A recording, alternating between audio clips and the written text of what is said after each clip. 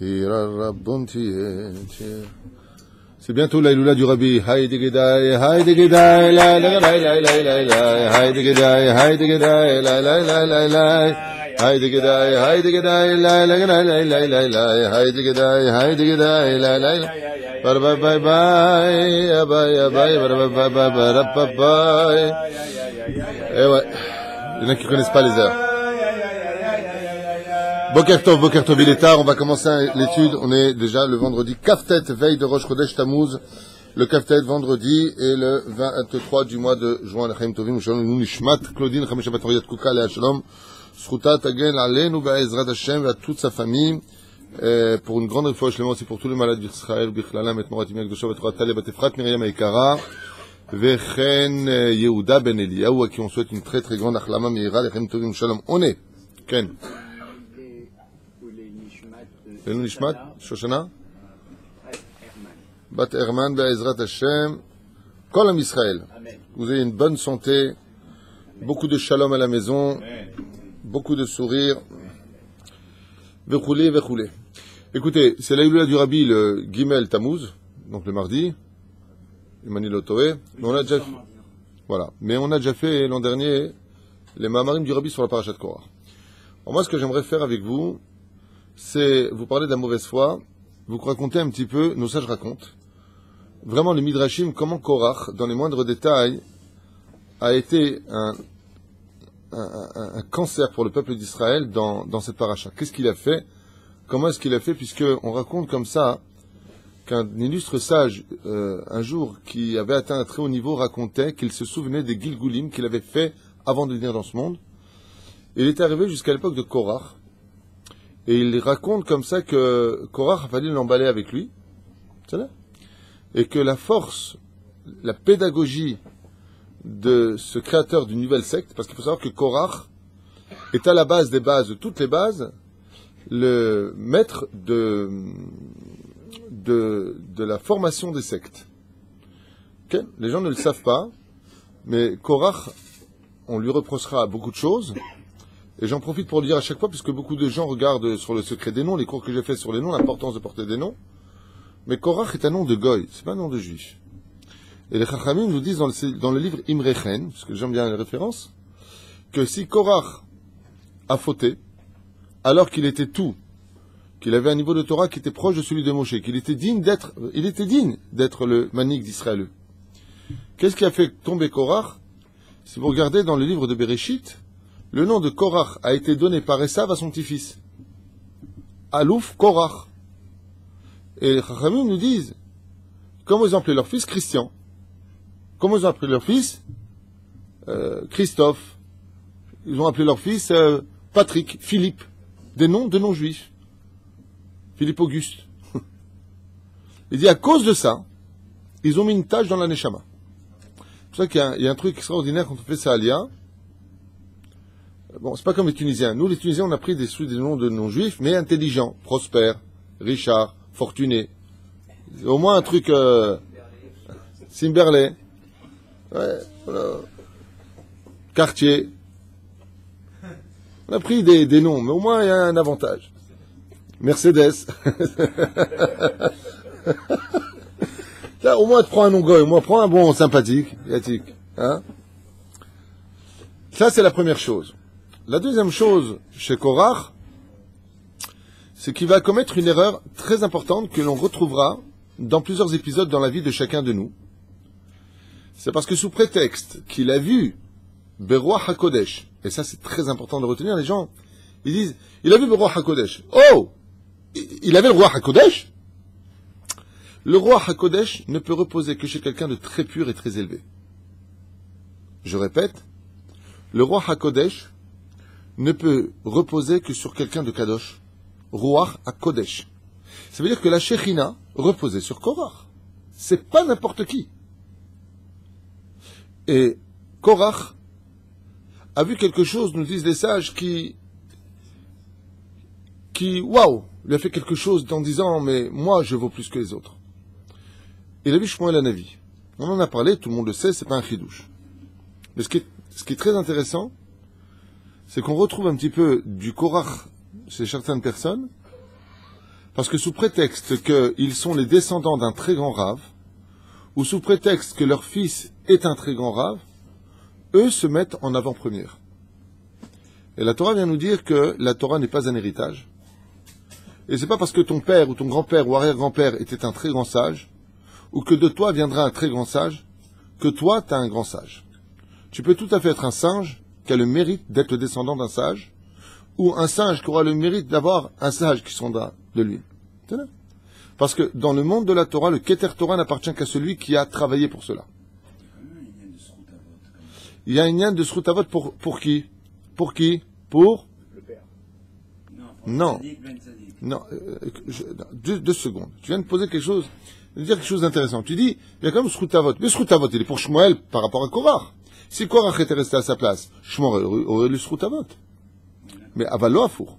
Et à propos de ce que tu dis, c'est très intéressant. Je voudrais juste finir avec ta permission. C'est que pour Korach, Dafka le Srutavot s'arrête. Chez Nehemar, Ben Itzhar, Ben Kehat, Ben Levi. Il n'y a pas marqué Ben Yaakov. Comment se fait-il qu'il n'y a pas marqué Ben Yaakov?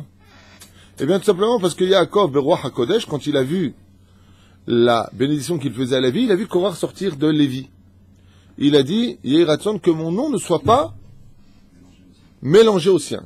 Qu'on vienne pas rapporter mon mérite pour lui. Je ne veux pas le sauver. Pourquoi? Parce qu'il n'y a pas pire au monde que de se servir de la Torah pour ses intérêts personnels. Je répète, il n'y a pas pire dans le judaïsme que de se servir des titres de rabbin, de parnassa, d'honneur, d'intérêt personnel. Il n'y a pas pire que ça. C'est-à-dire que d'être non religieux est quelque chose de grave. Parce que tu enfreins constamment des avérotes, tu te mets des dettes que tu rembourseras de toute façon. Alors, ou tu feras tchouva, qui pour ce que tu veux, mais atat sover nekudot shrorot. D'être non religieux, hormis le fait de payer ses fautes, qui a une connotation un peu déplaisante, je le reconnais, péjorative, tu auras surtout l'occasion de découvrir du bonheur. Parce que d'être dans la Torah, dans la vraie Torah, c'est que du bonheur. Qui est le kartov natati lachem torati al tazum. Je vous donnais un bonheur, ne le lâchez pas, c'est bête. Et on voit qu'effectivement, tous les gens qui vivent en dehors de la Torah, même s'ils ont tout, eh ben, ils sont tout le temps en colère.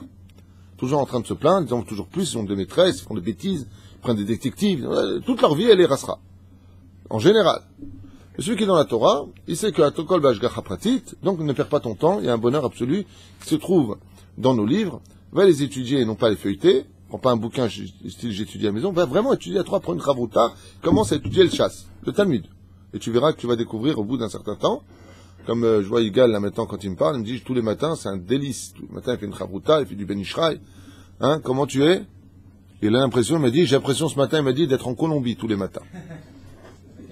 Avec Hacher, comme ça, dans les champs de forêt, dans les champs de feuilles vertes, là-bas, il m'a dit, tous les matins, il fait du Ben Ishraï, c'est mieux qu'un calumet de la paix. Benachen, Korach, ici, il a quelque chose de difficile.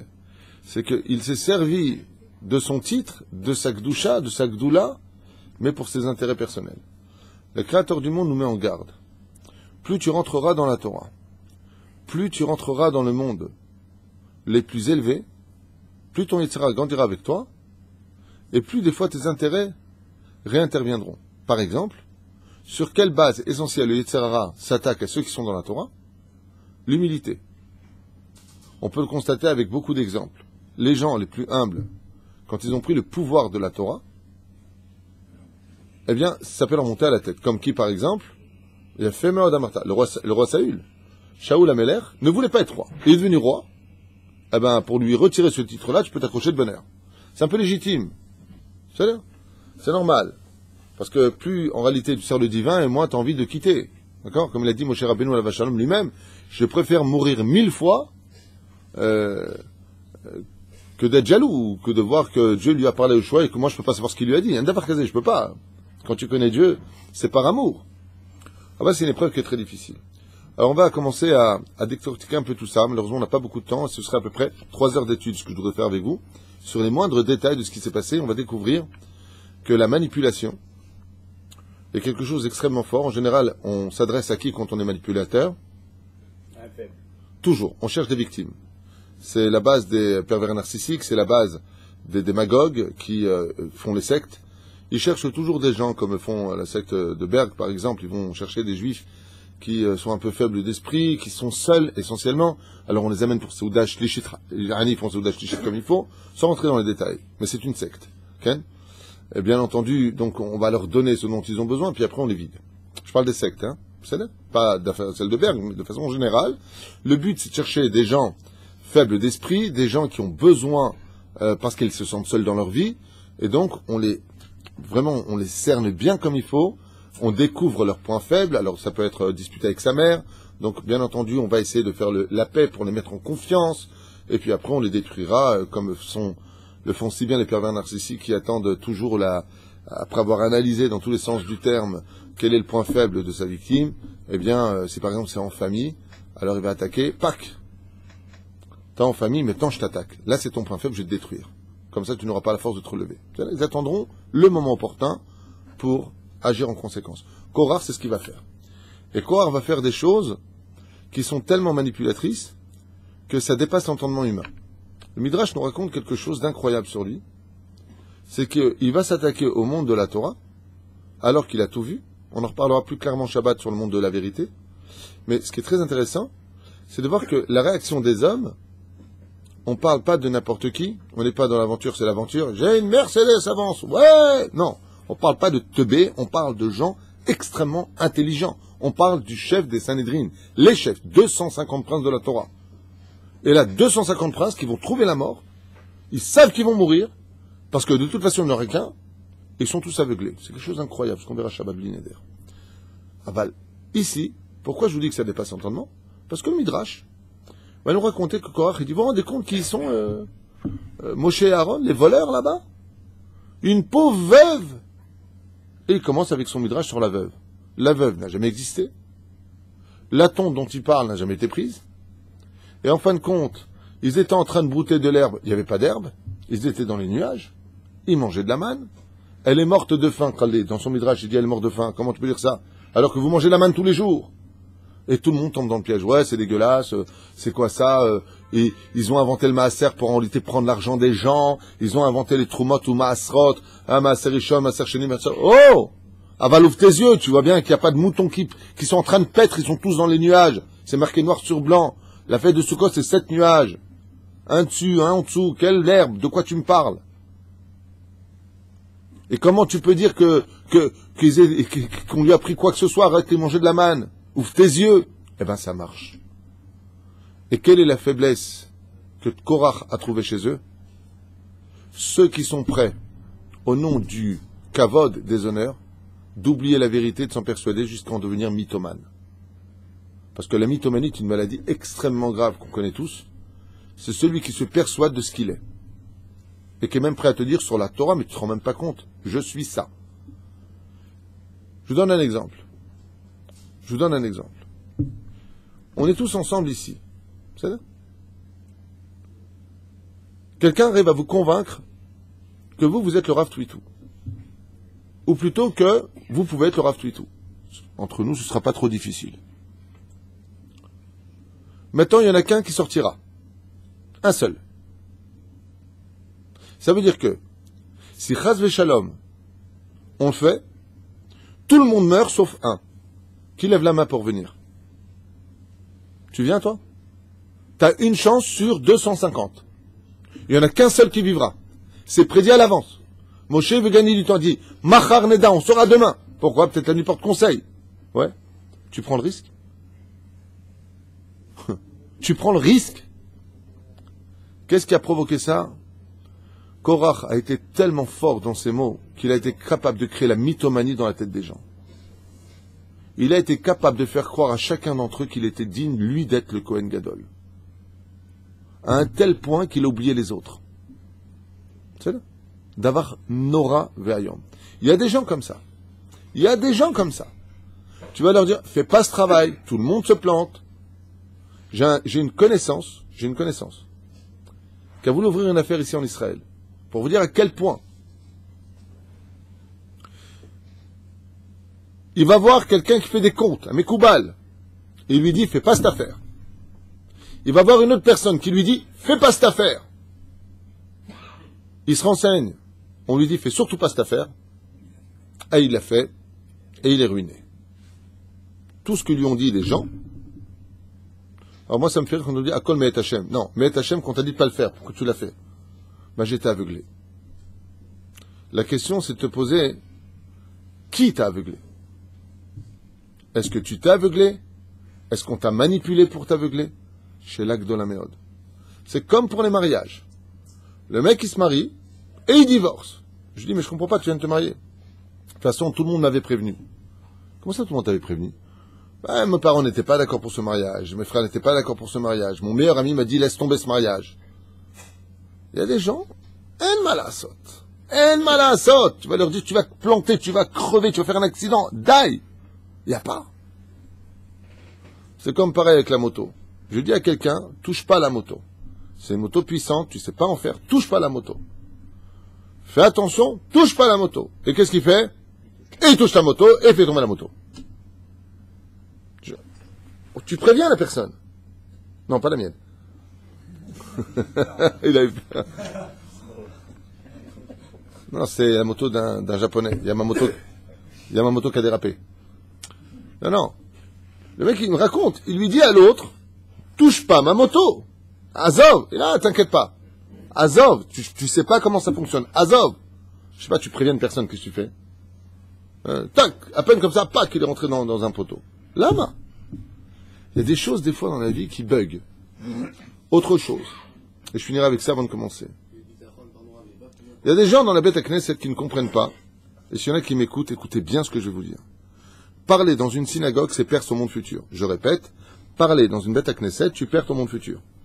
Bon, Baruch Haba, assieds-toi, prends un sidour, Zebeseder. Les gens, pendant la Mida, ils prennent leur portable. Il y en a qui prennent des livres qui étudient. Tout ça, c'est strictement interdit à le pied à la chasse, surtout pour les Sfaradim. Ashkenazim, ils se permettent d'étudier pendant la Chazara, Sfaradim, assour. Les Gamre assour. On le sait. Et tu dis aux gens, chut. Et le mec, il te regarde et continue à parler. Moi, je comprends pas un truc. Qu'est-ce qui te manque dans la tête pour comprendre qu'il faut pas parler? C'est-à-dire, je sais pas, moi, il y a un truc, je voudrais ouvrir, voir c'est quoi ton problème. La personne, elle sait. Alors pourquoi elle le fait? Il y a un bug. Et ce bug-là, c'est le bug de Korach. Korach, il sait pertinemment qu'il va à sa perte. Korach vechol adato. Korach et toute sa bande se prennent la tête, alors qu'à la base, ils voulaient critiquer Moshe pour Aaron d'avoir nommé Uziel ben Elitzaphan, vechulé. Hein? Non, c'est pas une question d'Amalek. C'est un bug qui se trouve dans la tête de beaucoup de gens. Il y a beaucoup de gens qui savent que ça, ils pourront pas le faire, et ils le font. Que ça, ils ne pourront pas ceci, et ils le font. Il y a plein de gens qui se jettent, et qui, à travers, et là j'insiste énormément sur ça, sur le biais du bitachon et de l'aïmouna, comme tu viens de le dire, construisent des mondes destructeurs, dévastateurs. La Torah nous dit, ne compte pas sur les miracles, sois intelligent. Et nous, on va faire des choses qui sont, en général, pour nous, quelque part, ce qui diminue le srout. C'est pas, par exemple, quelqu'un, il fait en l'honneur de Dieu, il fait une synagogue. Bono Shalolam, tu sais, toi, tu sondes le cœur et le rein de l'homme. Tu sais que ce que je fais, c'est vraiment pour ton honneur. Lui, il a le droit de compter sur le miracle, parce que il le fait vraiment pour Hachem. Et la personne, elle fait des choses pour lui, après, Ribono Shalom, j'ai compté sur toi. Il a acheté une villa à 8 millions de shekels, il gagne 8 000 shekels par mois, il dit, Ribono Shalom, aide-moi, j'ai bitachon. C'est pas du bitachon, c'est un débile. Ce que je vous dis, c'est les chachamim qui le disent. T'achètes 8 millions de shekels une maison, comment tu vas rembourser 12 000 shekels, 13 000 shekels par mois sur 20 ans? D'accord? Et tu gagnes 8 000. Le créateur du monde, c'est ce qu'il dit, il te dit, moi, pas de rapport avec moi. Moi, je t'ai jamais demandé de faire ça.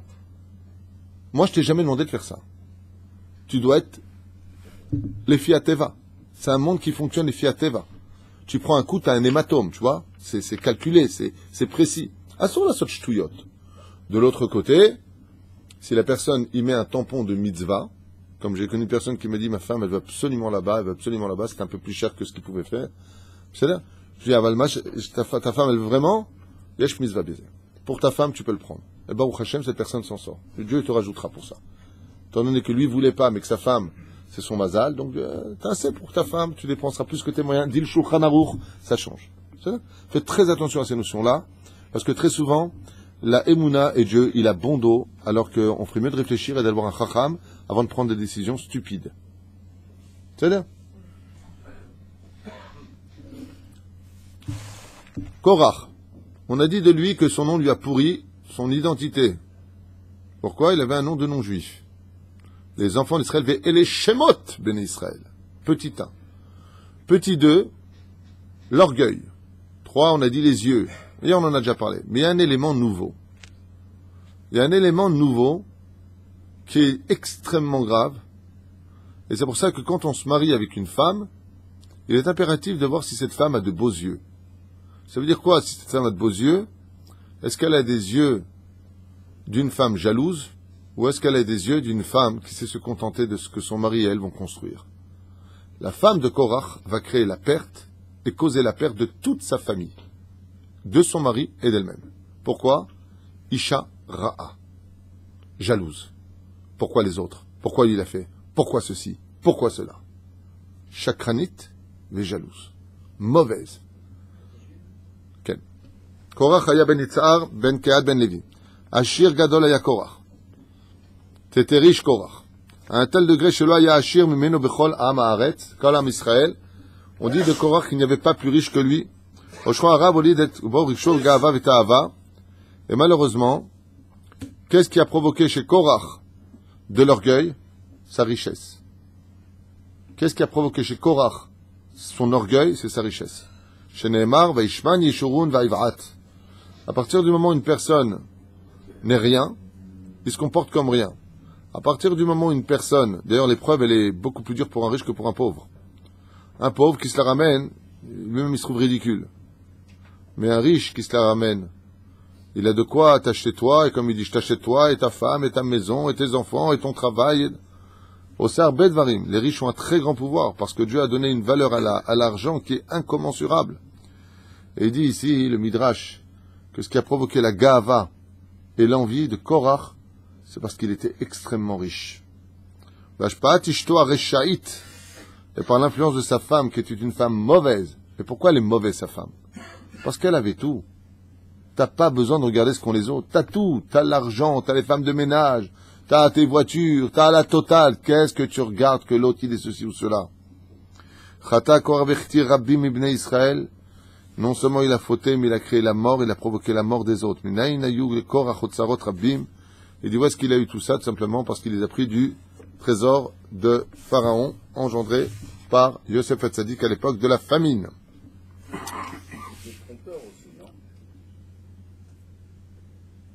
Et qu'est-ce qu'il a dit, Ken? Admata Yashpi le Moshe, qu'est-ce qu'elle lui a dit? Elle a commencé à lui parler. Maintenant, regardez bien. Il dit comme ça le Midrash. Shenifrar Elitzafan ben Uziel, ben Beno Akatan shel Kehat le Nasi, qui était le petit-fils de Kehat, le Nasi. Chara Apo shel Korach. Korach s'est mis en colère. Ouais, pourquoi lui, il a été désigné et pourquoi pas moi? Ki chashav shelo magia akavod, mekevan she'aviv mevugar meuziel. Il dit, mon père, il est plus âgé dans la hiérarchie. Donc c'est moi, maintenant, qui aurait dû être. Pourquoi tu prends le petit frère de mon père? Donc c'est pas normal que tu mettes quelqu'un qui est en dessous dans la hiérarchie, passer avant moi. La reine echlit Korach l'imrod de Moshe. Et il a décidé de trahir la Gdusha de Moshe. De là, les Chachamim ils disent, tout celui qui parle du mal des Rabbanim finira automatiquement par parler du mal de Dieu lui-même. C'est un klal, c'est 2 et 2, 4. Tu commences à parler du mal des Rabbanim, tu finis par parler du mal du Créateur du monde. C'est la suite. La rivito velitboa bishvil atzmo tafkid nirbad b'am Israël. Et il a dit ça à qui? À sa femme. Qu'est-ce qui s'est passé le jour-là? Rappelez ce qui s'est passé. On a vu dans la parachute d'avant, qu'ils avaient rasé tous les poils des Lévi'im et qu'ils les balançaient à droite et à gauche. Pourquoi? Pour se rendre plus. Je vous ai expliqué à l'époque pourquoi les poils, parce qu'elles étaient une piste d'atterrissage de la Sitra Achara. C'est ça? Comme tu dis, Ar Seir, la montagne de Seir, c'est Seir. Et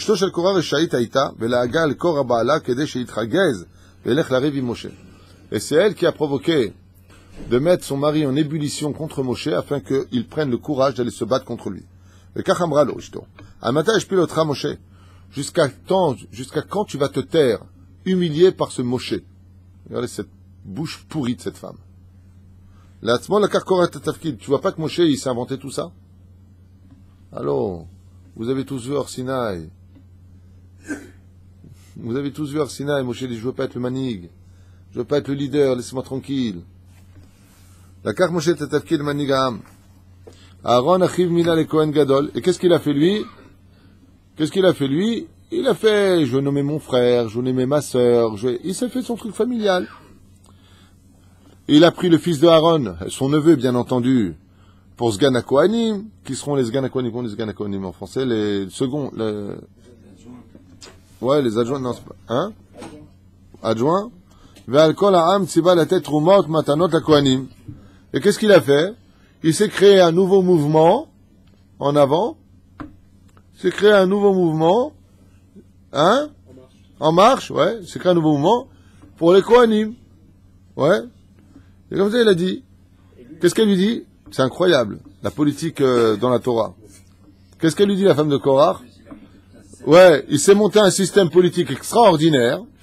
Il a créé un nouveau mouvement et ça marche. Ouais. Et comment s'appelle le mouvement de Moshe? Lui dit la femme de Korach. Les mouvements des Kohanim. Il a inventé une nouvelle tribu, lui. Alors qu'il y a toujours eu 12 tribus. Lui, il s'est inventé une tribu. Comme ça, tout le monde vient leur apporter leur oseille. Un truc capitaliste. Comme ça, on s'en fiche de ce qui se passe dans le monde social. Ce qui compte, c'est de recréer l'argent dans le monde des capitaux. Les patrons reviennent des patrons. Les ouvriers des ouvriers. Moi, je suis pour cette chita-là entre nous. Mais bon. Ulcha Manatan, Kloum. Et t'as dit, et toi qui es un grand, toi qui es riche, toi qui es reconnu, qu'est-ce qu'il t'a donné à toi? Regarde à quoi tu ressembles. Elle lui a dit, regardez la force de mauvaise bouche. Korach, quand il est revenu rasé comme Yul Brunner, plus un cheveu sur la tête, plus rien. Elle lui a dit, regarde à quoi tu ressembles. Il t'a enlevé tes sourcils, tes cils. Regarde à quoi tu ressembles. D'accord, je lui dis, ah, c'est pas grave ça, parce qu'il a fait ça à tout le monde. Il dit, à qui tout le monde? Il dit, bah, aux enfants de Lévim, pareil. Il dit, mais eux, ils ont un rôle. Toi, il t'a fait ça pour quoi faire? Il lui dit, Wallah, t'as raison. C'était le Gilgoul de persifleur. Avalecha, oui, tu as raison de le dire. Isha bona, Isha oreset. T'épouses une bonne femme, une femme gentille avec un bon cœur, tu réussis ta vie bien. Zéo, c'est la suite. Isha bona, Isha oreset, c'est ce que je viens de dire. Isha bona, c'est les femmes de On Ben Pelet. Isha oreset, c'est la femme de Korach. De l'importance, avant de regarder les formes de sa femme avant le mariage, t'es trop belle, t'es trop. Regardez d'abord si elle a des yeux de chesed, si elle aime recevoir, si elle sait juger les kafsrout. C'est la première chose qu'on voit sur une femme, parce que la beauté, ça passe. Mais après, de se taper une femme qui n'arrête pas de se plaindre, de te dire de toute façon ta famille, et tes parents, et tes frères, et tes amis, et tes yam al-rasra. Yam al-ramma. Ça veut dire? Pourquoi lui il a eu, nous on n'est pas partis en vacances, eux ils sont déjà partis en vacances, et comme ça, et la voiture, tu vois pas la voiture que tu m'as achetée, oh, va mourir. Allez, au revoir. Lama. Parce que c'est Ramma. Voilà. Ah bah, de l'autre côté, si la femme, elle pousse pas son mari aussi un petit peu évolué, nous, on est un peu d'embered, hein, faut dire la vérité. Ça veut dire, nous, tu nous laisses dormir, on dort, hein. C'est-à-dire, faut que la femme, Bezrat Hashem, elle soit au milieu des choses. Au milieu des choses. Pas extrême. Avalecha, ezet tafkid yesh. פעם שחזר לקורח מבית המדרש, שאלה אותו אשתו, מה למדת היום מפי משה? סיפר לה קורח שלמד פעם איך נראית צבע התכלת בציצית, ואת הצורך בחוט אחד של תכלת בציצית. Une fois, Korach est revenu du Beth Midrash de Moshe. Il lui dit, qu'est-ce que t'as appris aujourd'hui? Il a dit qu'il faut un pétil techelet. Il faut mettre dans le chilazon un fil pour qu'il devienne bleu azur. צחקה לו אשתו ואמרה לי, יכולה היא לעשות טלית כולה תכלת, ולא רק חוט אחד של תכלת בה. Et ça, c'est le problème de la femme quand elle ne sait pas de quoi elle parle. Elle lui dit, c'est ça que nous a appris Moshe. Prendre un seul fil pour qu'il soit bleu, mais si le bleu azur est si kadosh, si important, dans ce cas-là, c'est pas ça qu'il faut faire. Il faut prendre tout le talit et le mettre dans le sang du chilazon. De le rendre tout bleu, tout le talit. La gavesh pila eshet korach ba'ala, ad shegadal ka'aso va'alach lariv im Moshe. Elle était tellement mauvaise, tellement... Il y a des gens qui aiment les disputes, sachez-le. Il y a des gens qui aiment les disputes. Elle, qu'est-ce qu'elle est en train de lui dire? Elle dit, tu as du techelet là? Ouais. donne-moi ton talit. Elle a mis dedans. Est-ce que j'ai des fils bleus maintenant? Il lui a dit, mais t'as raison. Si le pétil techelet, si la couleur azur du sang du chilazone, de ce mollusque qui sort de l'océan, il est si kadosh, pourquoi mettre un fil? Faut tout mettre dedans. Alors à quoi il servirait le fil? Et elle est en train de lui dire, tu vois, ça, c'est Moshe Rabbeinu. Il veut, lui, être le fil. Je suis séparé de vous, je suis le rabbin. Il veut des honneurs. Il lui dit, Wallah, tu as raison. Wallah, je vais aller le voir tout de suite. Je vais lui dire, ah, הלך למשה. לרבי לובביץ', דרך אגב, זכר צדיק וקדוש לברכה, זכותו תגן עלינו בעזרת השם, que la Goula vienne vite. Rabbi Menachem Mendel, il dit à propos de ça, dans son livre, que le pétil techelet, et le fait qu'on ait le talit sur soi, et dit ça la gdusha de l'intériorité. Mais le pétil techelet, le mot techelet vient de l'hébreu tachlit, qui veut dire un but à atteindre, un objectif dans la vie. Et il dit, tu sais pourquoi tu es un pétil techelet? Il dit, parce que tu ne dois pas chercher à être quelqu'un de kadosh que pour toi, mais tu dois avoir en dehors de ton talit un fil qui est plus long que les autres, parce que le pétil techelet c'est le fil qui est le plus long, et il doit aller vers l'extérieur, devant et derrière. On prend chaque fil de 4 coins, tu en as 2 devant et 2 derrière, pour dire que dans la vie d'un juif, il y a la yeshiva qui représente tout le talit, et il y a le pétil techelet qui va vers l'extérieur. C'est celui qui va s'occuper du peuple. Yeshlo tachlit shebakdusha. Si je suis kadosh dans ma yeshiva, c'est pour avoir un but, c'est le pétil techelet, c'est d'apporter du bleu azur, de la chaleur, de la clarté dans la vie des autres. Chercher ceux qui sont dans la Torah. Comme ça dit le Rabbi Lubavitch. Et donc, qu'est-ce qu'il est en train de lui dire? Im kol haeda kedoshim. Si nous, on est tous kadosh, est-ce qu'on a besoin de pétil techelet? C'est une secte. Qu'est-ce que font les sectes? Leur but, c'est de se rendre, eux, sectaires, se séparer des autres, mais ne pas s'occuper des autres. Le but de la Torah, c'est exactement le contraire. C'est, une fois que tu es kadosh, tu as un but, lequel? De rendre les autres kadosh. Donc, c'est l'histoire de la mezouza. Si toute une chambre est remplie de livres de Kodesh, comme elle lui dit quoi? Tu veux dire dans la mezouza, il y a Ve'afta, Ve'aya, 2 chapitres seulement, alors que tout le Sefer Torah, il y a toute la Torah, tu veux dire qu'il faut quand même mettre une mezouza à la porte? Il dit Nachon. Pour toi, tu peux être toute la Torah, mais si tu fais pas entendre Shema Israël à tout le peuple d'Israël comme l'avait fait le Rabbi Lubavitch, alors tous tes Sifrei Torah, quelque part, n'ont pas de Shmira. Donc la mezouza, elle est là pour garder les choses. Comment tu conserves ta Kedusha quand tu es capable de faire ça pour les autres? Comme on le fait, Baruch Hashem, dans les 2 synagogues que nous avons aujourd'hui, grâce à Dieu, et bientôt 3, 4, 10, ça dépendra de l'aide que Dieu nous apportera. Il y a Ratson qu'il y ait vraiment des Oel Moshe partout, parce que le travail qu'on fait ici est extraordinaire. Vraiment une grande Kedusha. De voir tout le monde assis comme ça, bien Inara, en train de chanter, en train de faire des Mishnayot, et de voir chacun se lever, faire des Dvar Torah, c'est ça le pétil techelet. C'est ça. Quand quelqu'un demain se lèvera pour faire un Dvar Torah à tête vav, c'est pas le talit qui se lève, c'est le pétil techelet. Za tachlit shel hakdusha. C'est ça? צדיקים וראה קורח ברוח הקודש ואילו קורח ובכל עדתו נבעלו מתוך האדמה יחד עם כל רכושם. Alors écoutez ce qu'il dit ici. ולא ראה קורח שעתידים בניו לחזור בתשובה ורגע אחד לפני שפתחה האדמה את פיה ובלע אותם ומהם יצאו כל אותם לוויים וצדיקים שראה קורח ברוח הקודש ולא היה קורח ובכל עדתו נבעלו בתוך האדמה יחד עם כל רכושם. אז זה נאמר, קורח à la fin il va voir que en fin de compte sa descendance finira par avoir fait teshuva. Il dit comme ça, Korach asaf mataim v'chamishim ish v'chashuvim b'adat ben Israël. Qu'est-ce que font en général les gens quand ils créent des sectes? Ils essaient de s'attacher souvent aux personnes les plus importantes, comme par exemple dans une ville, on va essayer d'apporter le maire, on va essayer d'apporter le président de telle communauté, on va essayer de faire venir un rave, comme ça style, quand tu fais une secte, comme ça style, regardez qui est avec nous. Ça c'est la vitrine. Après on dévoile la secte réelle que les gens sont.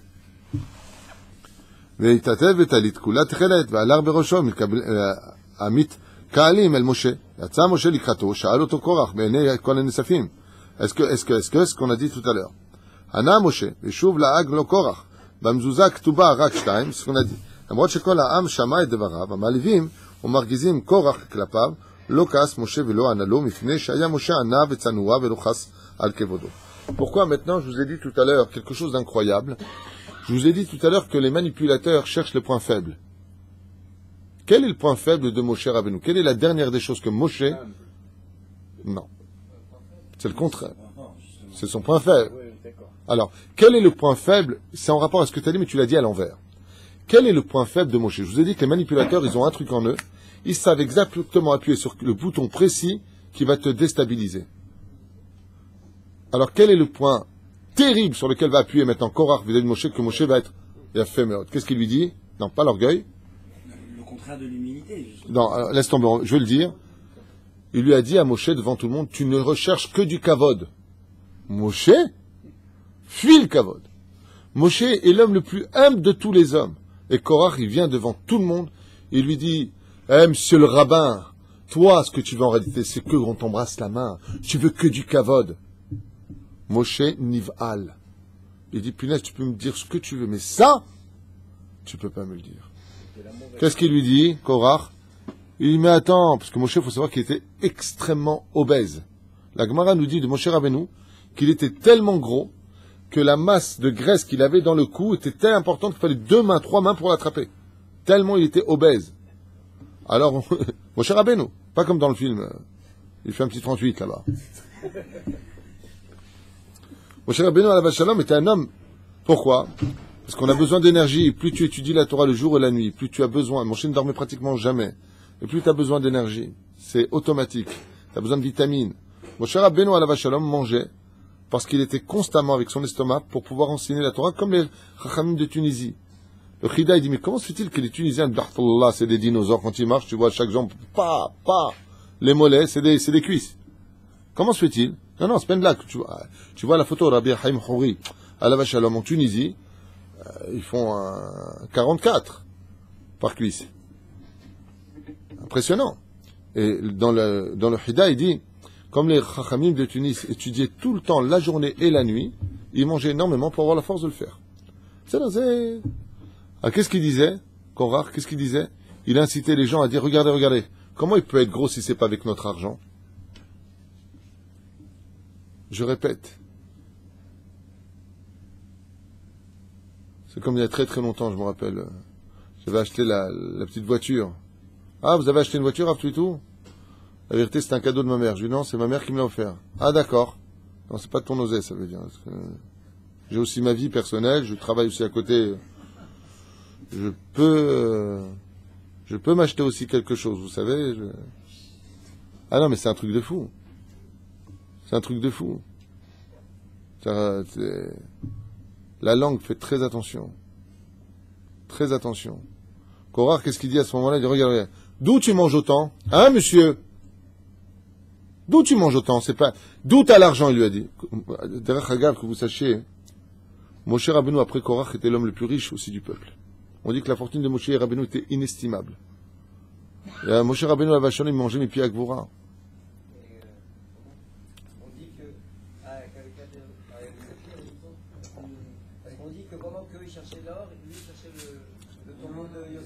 Tu sais, une fois, j'ai posé la question à Rabbi Moshe Ederi, frère Tzadik Kadosh Ibracha, notre Rav qui nous manque tellement. J'aurais tellement voulu que vous connaissiez Rabbi Moshe Ederi, un homme tellement exceptionnel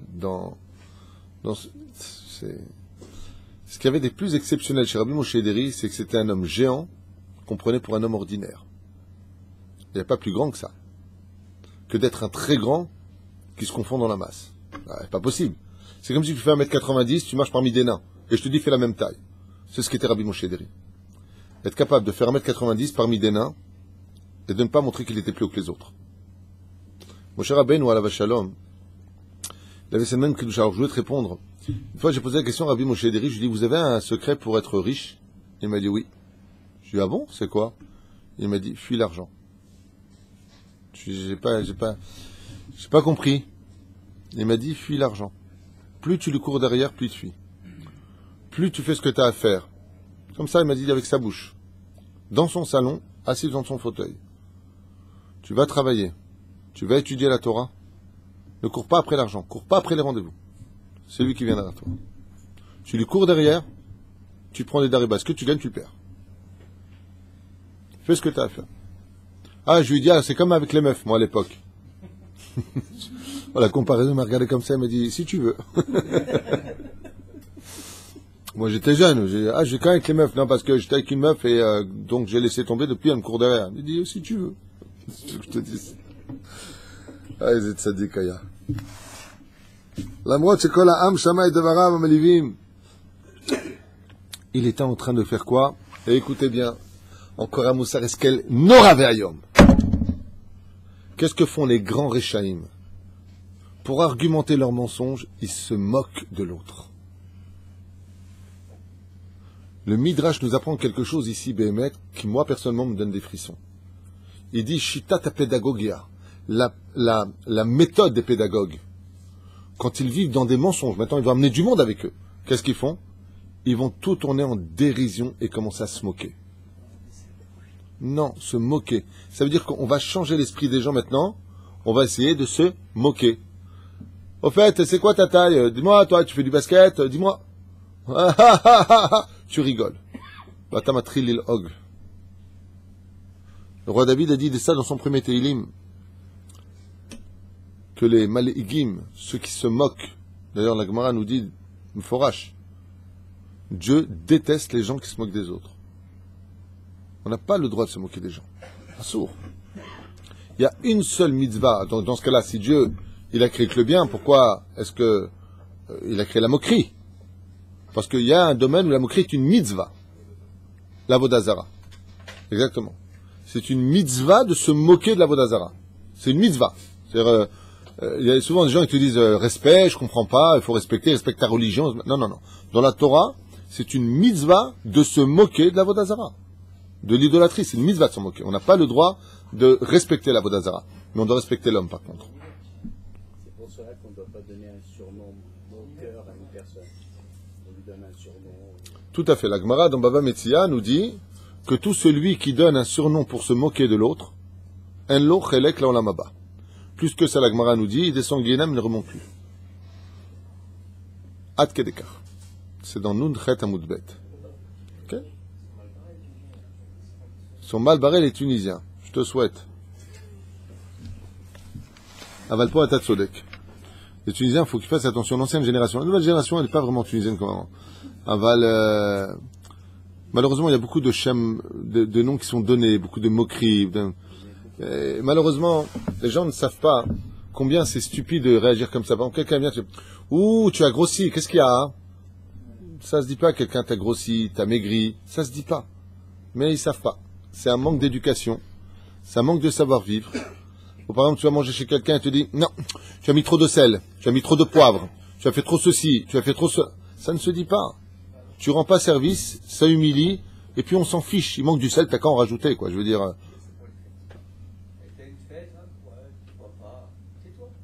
D'accord. D'accord, peut-être Sodek, mais je le dis pas, par exemple, moi qui suis d'origine tunisienne, je le dis pas pour faire du mal, au contraire, mais tu as raison sur ce domaine. C'est vrai que quand tu fais une fête, les Tunisiens, il s'est fait avoir celui-là. Il a ceci, il a cela. Tu vois pas la fête qu'il a fait. Assour. Et ils emmènent du monde avec eux, et c'est du pur Motzi Shemra. Et c'est pour ça que Béhémet, il faut faire attention. Mais cette nouvelle génération, nous, par exemple, les enfants de la génération des Tunisiens, on a enlevé cette tache noire. Mais ce que tu dis, je l'ai vécu dans ma jeunesse avec tous les Tunisiens qui avaient autour de nous. C'est, hein? Je me rappelle quand on était à Jean Lépin, si une femme avait le malheur de débarquer comme ça, tu entendais toutes les autres. Ouh, qu'est-ce qu'elle a grossi! Elle était belle avant que c'est devenu moche! Pourquoi tu parles? Mais t'es fou! Tu viens de faire du Motzi Shemra, tu viens de prendre toute sa vérote. C'est vraiment, vraiment satanique. Ces femmes-là feraient mieux de faire Tani Dibour toute leur vie. Parce qu'elles le paieront cher. C'est du pur Motzi Shemra. Qu'est-ce que t'as maigri? Qu'est-ce que t'as grossi? Comme tu es devenue belle, comme tu es devenue moche. Qu'est-ce qui s'est passé? J'ai fini comme ça parce que c'est trop marrant.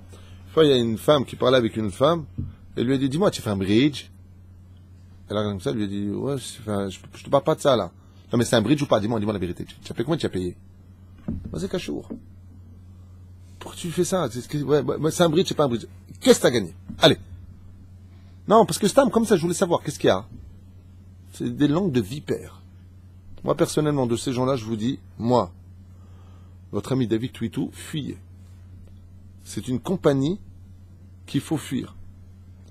Vous achetez un café et vous entendez des gens qui parlent comme ça à table, vous avez le devoir al pied halakha de vous lever et de partir. Oy les rachats, ça s'appelle rachat. Ve oy les shreno.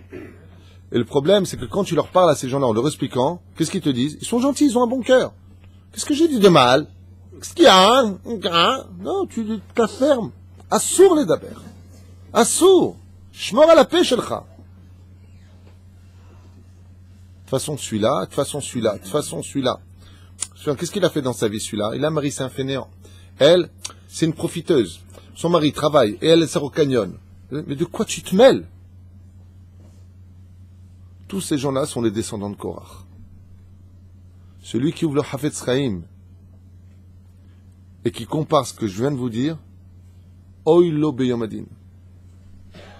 Et Akadosh Baruch Hu ma'anish et ze chazak meod. C'est pas du Lachon Hara, c'est pas du Motzi Shemra, c'est pire. C'est un degré derrière. Parce que c'est du Motzi Shemra en moquerie. De quoi tu te mêles? Si son mari travaille, il veut que sa femme, elle soit Betty Boop, en quoi ça te regarde? Va faire ton régime, toi, en face d'un miroir, au lieu de dire si les autres sont maigris ou pas maigris. Va. Va faire à manger, au lieu de dire si c'est bon ou pas bon. Le problème qu'il y a, c'est que malheureusement, comme les gens ne voient pas la gravité, parce que c'est une culture tunisienne, c'est vraiment une culture tunisienne, la critique, le machin, même s'ils ont beaucoup de qualités, Chaz V'Shalom à côté, ils sont des gens qui ont un grand cœur, qui sont toujours prêts à aider, ils ont ce défaut de parler, attends, je me disais, il y a aussi des Algériens qui le font, il y a aussi des Marocains, qu'on se comprenne bien, hein. Et des Ashkenazis, me dit-il, monsieur Ashkenaz ici présent d'ailleurs, je dis que t'es Ashkenaz pour pas qu'il croie que, mais oui, t'as raison, mais c'est quand même très flagrant. Enfin, moi, personnellement, j'ai vécu avec beaucoup de Tunisiens, c'est très, très flagrant. Je peux te citer plein d'exemples. Un mec qui vient travailler, tu dis, c'est pas du tout. C'est pas du tout travailler. Et peut-être qu'il a appris. Qu'est-ce que tu fais? Tu viens lui sortir un mauvais nom. Mais au nom de quoi tu le dis? J'en ai rien à foutre, hein. Qu'est-ce qu'il y a? Moi, je voulais te rendre service, hein, je te l'ai dit. Alors, je te dis plus rien. Ne dis plus rien. Il y a des façons de dire les choses. Mais la reine Korach, Dafka, c'est une bouche comme ça. Une fois, on m'a raconté quelque chose qui m'a presque fait pleurer. J'étais sur le boulevard de Voltaire. J'ai entendu un couple qui devait se marier. Et le mikvé de la Kala, c'est la chose la plus pudique qui existe. Il faut être extrêmement pudique. Malheureusement, la culture juive s'est assimilée à la culture un peu arabe. Et donc, le mikvé est devenu une fête honteuse. À mon goût, c'est honteux. Et vous allez comprendre de quoi je vous parle. Alors, je rencontre je dis, Makara. Il dit, voilà, on a fait le mikvé, on a loué la salle du mikvé. Ah bon? Vous avez fait quoi? Qu'est-ce que fait sa mère? Elle prend la Kala, elle prend sa fille, elle la met nue sur la table et elle montre à toute la famille en face, les femmes, bien entendu, avec des femmes. Voilà la poupée que va épouser votre fils, hein? Regardez bien le trésor que je lui donne. En général, on fait ça dans les pays arabes, à l'époque de... chez les Arabes, on fait ça en général. Et encore même chez les Arabes, je ne sais même pas s'ils font ça. Mais qu'est-ce que tu es en train de vendre à une prostituée, de la marchandise, c'est quoi ton truc? C'est anti-Torah, tout ça. Il y a plein de choses où Béhémet, il faut arrêter ces cultures. C'est quoi ces aînés où les hommes et les femmes dansent ensemble? C'est quoi ces aînés où on ramène des danseuses arabes? Danseuses du vent qui viennent danser, montrer leur forme à des hommes mariés. Mais c'est quoi ça? C'est quoi? C'est qui vous a engendré ça? C'est anti-Torah. Asher Bahar Banu Mikol Amim. Le problème, c'est qu'ils te disaient, alors qu'est-ce qu'il y a? Alors la danseuse est devenue, pourquoi j'ai couché avec moi?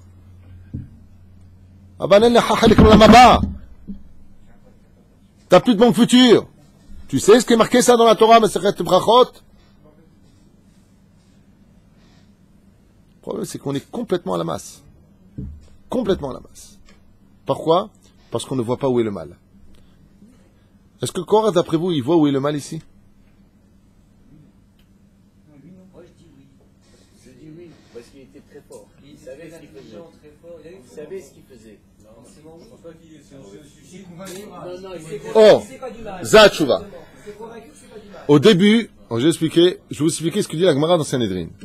Korach, au début, il savait qu'il allait faire du mal. Mais il s'en est convaincu que c'était du bien. Il va sortir une accusation à Moshe qui a été surprenante, touchante, et explosante. Il va lui dire, tu veux que je te prouve que tu es un orgueilleux qui t'est permis, donc orgueilleux, Moshe Rabbeinu, l'homme le plus humble. Moshe, il dit quoi? Moi, tu me traites d'orgueilleux? Moi, tu dis que je cherche des honneurs? Moi? Il y a marqué, à chaque fois, il y avait d'Aber, Hachem, Moshe est mort. Les Chachamim, ils disent, Moshe, il restait toujours en dehors de la tente, il jamais rentrait de lui-même, il attendait que Dieu lui dise rentre. Moshe, il est orgueilleux, Moshe, il cherche les honneurs. Korach, il est venu lui dire quelque chose qui a bouleversé Moshe. Et c'est à ce moment-là, d'ailleurs, que la terre s'est ouverte. C'est à cause de cette accusation. C'est que Korach, au début, il savait qu'il allait faire des délires. Mais comme dit le Messilat Yesharim, quand tu fais une avéra la première fois, t'as les boules. La deuxième, t'as une boule. La troisième, t'as plus de boule. La quatrième, t'es heureux. C'est là. Résultat, qu'est-ce qu'il lui dit Korach? Il lui dit, tu as pris Eshet Ish. Il accuse de la plus grande avéra du judaïsme après Zera Levatala, c'est prendre une femme mariée, qui est considérée comme étant la plus grave de toutes les avérotes. Celle qui demande le plus de larmes et de tikkunim et de jeûnes et de... Vraiment. Il regarde Tzipora et il lui dit, cette femme, c'est ma femme. Comme ça dit la Gemara, qu'est-ce qu'il dit? Korach accuse Moshe d'avoir épousé une femme qui appartient à l'autre. Pour vous dire un petit peu qui était Korach. Korach avait atteint un tel degré de Kedusha que c'est vrai qu'à un tel degré, il aurait pu être digne d'être le manik d'Israël. Seulement le ciel en a décidé autrement. Pourquoi? Parce que chacun de nous avons des rôles à jouer pour prouver à Hachem des choses. C'est son programme à lui, pas le nôtre. Par exemple, quand une personne est ouvrière dans une société, c'est parce que Hachem veut qu'il soit ouvrier à ce moment-là dans son épreuve, et surtout pas patron. Mais lui veut être le patron. Donc il va sortir des plans divins pour détruire, si vous préférez de l'autre façon, ce qu'il lui a envie de vivre. S'il fait ça, ça veut dire que s'il veut devancer le temps, automatiquement, Rabbi Nachman nous dit, il va tout perdre. Parce que prendre un poste qui n'est pas le tien dans le ciel, automatiquement tu t'es assis sur de l'abstrait, donc tu tombes. Le but de la situation, c'est d'être capable de grandir dans cette situation et de la changer. L'Ema d'Avardomé, il y a un très très beau machal pour ça. Genre, une fille de 12 ans a dit à son papa, le jour de sa bat mitzvah, parce que la bat mitzvah aussi de ma nièce Sarah, donc on souhaite un grand Mazel Tov, la fille de Samy, il dit comme ça, Abba, un li bitachon. J'ai pas de bitachon, j'ai pas d'émouna, j'ai pas de foi. Comment on fait pour en avoir dans des situations où maintenant ma bat mitzvah vient de sortir, je suis devenu une Nahara, puisque Isha c'est à partir de 12 ans et 6 mois, dans la Gemara de Kedushi. Et donc, comment je fais pour avoir de l'aïmouna? Son père lui a dit, viens avec moi. Il a sorti 3 casseroles. Dans les 3 casseroles, il a mis de l'eau, qu'il a mené à ébullition. Et il a dit à sa fille, prends 3 pommes de terre. Mets-les dans la première casserole. Prends 3 œufs. Mets-les dans la deuxième casserole. Prends 3 cuillères à café. Et mets-les dans la troisième casserole. La fille a dit, mais papa, quel rapport avec la question que je t'ai posée? Il lui a dit, laisse-moi finir et tu comprendras. Et voilà que, après 10 minutes, le père a éteint le gaz. Et il dit à sa fille de sortir les pommes de terre, de les mettre dans une assiette, les œufs de dans une assiette, et la casserole de la poser dans une assiette. Et il dit à sa fille, prends une cuillère, ma fille, une fourchette, pardon, et écrase les pommes de terre. Et sa fille, sans aucun effort, écrase les pommes de terre. Ensuite, il dit dans la deuxième assiette, épluche les œufs. Et la fille va éplucher les œufs. La fille se retourne en disant, papa, je t'ai posé une question sur l'aïmouna, pourquoi tu me fais faire un exercice qui n'a pas de rapport avec ce que je te demande? Et le père lui a répondu la chose suivante. Il lui a dit, quand tu as pris les pommes de terre, comment elles étaient? Et il lui a dit, elles étaient très dures. Et il lui dit, maintenant, comment elles sont? Elles sont comme de la purée. Il lui a dit, le père, tu vois, il y a des situations dans la vie où les épreuves, alors que tu étais dur, vont te rendre très tendre, vont t'affaiblir. Les œufs, épluche-les. Quand elle a fini d'éplucher les 3 œufs, elle lui a dit, comment ils sont les œufs? Elle lui a dit, ils sont durs. Et quand tu les as mis, ils étaient cassables. Il lui a dit, il y a des situations où la personne qui était molle, qui était faible, s'est rendurcie, a fermé son cœur à cause de l'épreuve. Alors elle s'est retournée et elle lui a dit, le café? Il lui a dit, le café, lui, il n'a rien changé. Il était poudre, il est toujours à l'intérieur. Seulement, c'est lui qui a changé l'eau. C'est pas l'eau qui a changé le café. C'est lui qui a donné du goût et de l'arôme. Sens-le et bois-le. Alors il a dit, mais je comprends pas. Il lui a dit des situations où les épreuves de la vie, comme celle de Korach, peuvent rendre une personne qui était dure très molle. Il y a 2 personnes qui, eux, étaient très mous, mais qui se sont endurcis à cause de l'épreuve. Mais dans le monde de la Torah, c'est à toi de changer la situation. C'est-à-dire quoi? C'est à toi de changer ta personnalité dans la situation. Ne change pas la situation, dit Rabbi Nachman. Rabbeinu, il dit, quand une situation vient chez toi, toi, tu veux changer la situation pour aller mieux. Mais en réalité, ce que voulait Hachem, c'est que toi, tu changes dans la situation. Et c'est l'histoire du café. Le café, lui, en lui-même, il est capable de donner à l'eau, de la changer, de lui donner du goût et de l'arôme. Il dit, c'est ça, l'histoire de Korach. Korach, tel qu'il était maintenant, il devait être comme le café. Mais au début, qu'est-ce qu'il a fait? Il s'est ramolli. Il s'est endurci. Mais il n'est pas arrivé jusqu'au café. Ou mettre dans sa bêtise. Il est mort dans sa bêtise. Alors, qu'est-ce qu'il a dit à Moshe? Il lui a dit, Tzipora, regardez bien qui il était. Tzipora, normalement, c'est ma femme. C'est ma femme. Moshe Rabbeinu lui a dit, Tzipora, c'est ta femme? Il lui a dit, oui. Il dit, comment c'est ta femme? Il lui a dit, allez, arrête tes bêtises, toi et moi, on est prophètes. T'as le roi HaKodesh, toi aussi. Il lui dit, tu sais de qui je suis la réincarnation? Il lui a dit, je sais de qui tu es la réincarnation. Korach était la réincarnation de Caïn. Moshe était la réincarnation de Hevel. Quand Caïn a tué Hevel pour épouser ces deux femmes qui ont eu le temps de se sauver, Caïn, quand il a voulu épouser la plus belle femme de Hevel, qui s'est réincarnée en Tzipora, il lui a dit, viens, il y a la mitzvah du hiboum. Ton mari étant mort, n'ayant pas eu d'enfant, tu dois m'épouser. Elle lui a dit, je ne veux pas me marier avec un homme comme toi. Elles se sont sauvées dans la forêt Bekitsour, elles sont montées avec les Néphilim, tout un truc à dire là-bas dans le Midrash, et Dieu les a réincarnées. Et Dieu les a incarnées en qui? Les 2 femmes, c'était Batia et Tzipora. Batia, pourquoi elle a élevé Moshe Rabbeinu? Parce qu'à la base, c'était la femme de Hevel, dans le Gilgul d'avant. Et la deuxième femme, c'était qui? Tzipora Mamash, celle que Hevel avait plus aimée. Maintenant, Korach, il vient le voir et lui dit, Eshet Ish, t'as épousé cette femme-là, qui normalement devrait venir, parce que dans le Gilgul d'avant, j'ai pas fait la mitzvah de Hiboum. Moshe Rabbeinu lui a répondu, comment tu peux dire de telles choses? Depuis quand on construit une mitzvah sur le dos d'une Avera? Dans le Gilgul d'avant, tu m'as tué pour prendre ma femme. Donc la mitzvah du Hiboum s'annule. Vatiftach et pia vativla otam. La terre s'est ouverte, elle a avalé Korach vecholadato. Toute sa descendance avec Korach. Et Datan et Aviram. Pourquoi Dafka? Les sages nous disent que l'endroit qui s'est ouvert, c'était le lieu précis où Caïn, dans le Gilgul d'avant, avait tué Hevel et l'avait enterré bidiouk à cet endroit-là, précis. Chez le Créateur du monde, tout se paye. Le temps n'existe pas chez lui. Ce que tu as fait subir, tu le subiras. Avis aux amateurs qui veulent être méchants et veulent faire souffrir les autres. Ce que tu as fait subir, tu le subiras. Korach n'a rien fait d'autre que de payer sa dette qu'il devait à Moshe Rabbeinu. C'est pour ça que Moshe va y pol al panav. Le Pérouche Adam. Je finirai juste avec quelque chose de très intéressant. Datan et Aviram. Datan et Aviram. Les 2 corbeaux du peuple juif. Ceux-là, la vérité, on aurait pu les appeler Ekel et Jekel, mais on va pas le faire. C'est les 2 corbeaux, tout le temps en train de critiquer le peuple d'Israël, Dieu, les rabbinim. 2 personnages détestables, on peut dire. Datan et Aviram. Enfin, détestables, en attendant, on est en 2017, on parle d'eux, ils ont leur nom dans la Torah, même du srout, les mecs. Mais comment se fait-il? Justement, je vais y arriver, c'est la question, Shalom, sois patient. Comment se fait-il, dans ce cas-là, que Datan et Aviram ne soient pas morts dans la plaie numéro 9, celle du Chocher où sont morts tous les Réchaïm? Ça, c'est une grande question que tout le monde se pose aujourd'hui. Pourquoi des gens qui sont Réchaïm, qui parlent contre la Torah, Dieu leur donne la vie tous les matins? Parce qu'ils ont un srout quand même.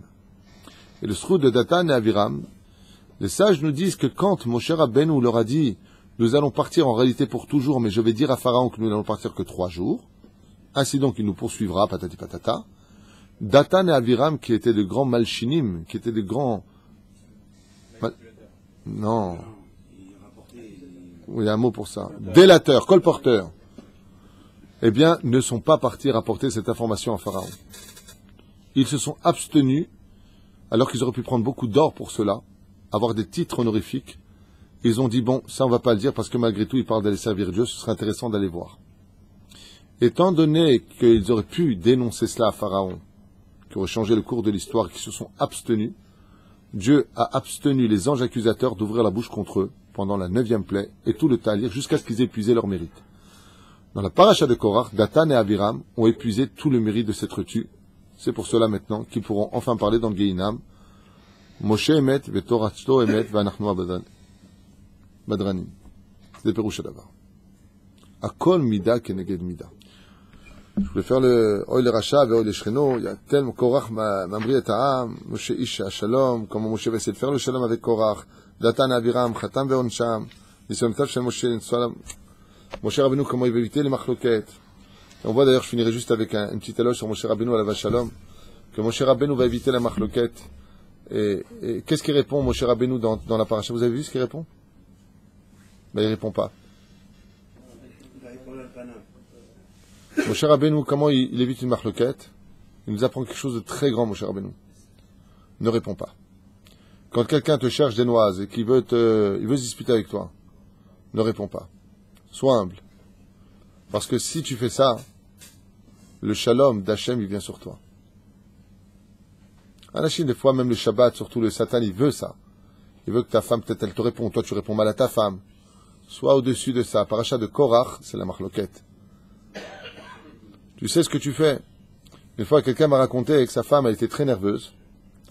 Et un Shabbat comme ça. Après l'accouchement, elle était très nerveuse. Et bon, baby blue, n'a fait la bouche qu'elle avait. Et elle le cherche. Je lui ai dit, qu'est-ce que t'as fait? Il m'a dit, j'arrêtais pas de chanter. Oh, c'est shalom, bimrouma. Oh, ya, c'est shalom. C'est encore pire. Encore pire, c'est dans les nerveux. Énervé, mais pas moi. Non, aval. Je voudrais juste vous dire quelque chose. Qu'est-ce que je viens de vous dire un instant? Parce que Datan et Abiram se sont tués, chers amis, les anges accusateurs qui étaient des trilliards dans le ciel n'ont pas pu parler. Quand on vous cherche quelque chose le Shabbat, particulièrement, ou même la semaine, et que pour éviter la querelle dans le peuple d'Israël, vous vous taisez à ce moment-là. Vous allez faire taire tous les anges accusateurs dans le ciel. Votre mazal, il peut remonter. De l'autre côté, faites très attention.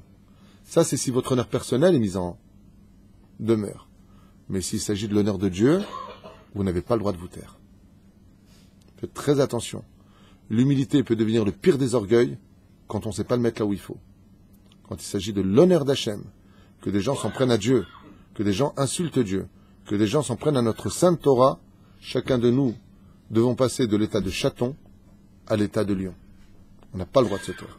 שכולנו בעזרת השם, שהגת אריה של מלך המשיח הקרוב, ושבת שלום.